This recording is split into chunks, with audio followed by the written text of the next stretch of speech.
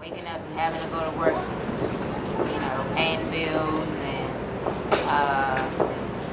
doing shows, like all of that kind of stuff is very, very much inspiring and makes you want to, or in my case, makes me want to continue writing. The kinds of things that I write about are reflections of my life. My name is Amber Mimz from Washington, D.C., singer-songwriter, producer, arranger, artist, musician. Yeah, that's me.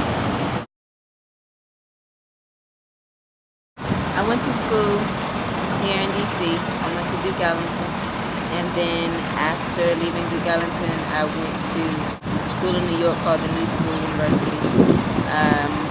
So kind of fell in love with music very early on. My parents owned a jewelry store when I was growing up.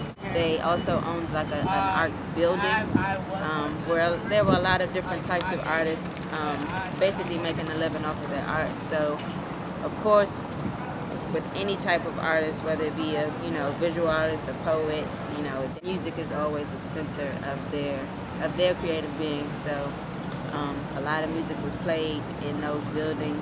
That's probably where I kind of got what a lot of people tell me now is an old soul. A lot of older music. It wasn't like, the stuff we listen to now. Like I'm at age 8 listening to Tina Marie. Right. So kind of took a toll, took an effect on my life. And there you have it. I fell in love with the music. So I went to school in New York, went to the new school and stayed after I finished school for close to about a year, maybe a little more. I believe it might have been about a year though. I was fortunate enough to start gigging while I was in school in college. So in addition to going to class and working, I had a work-study job at the time. I was also starting to book shows. I was writing my own music.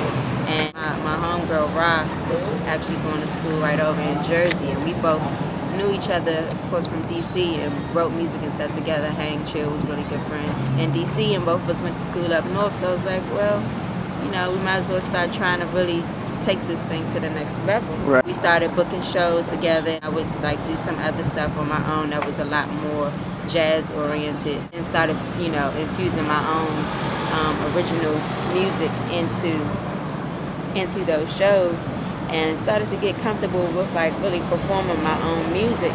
From there, I kind of just I don't know, it was weird. I had a friend's mom asked me one time, well, how do you go about starting something like that? I think I just tried it. And I think out of just trying it, you learn a lot of stuff, trial and error. Right. And I also had a lot of friends, fellow classmates that were kind of doing the same thing, so it was almost like what you're supposed to be doing, right, in a sense. Right.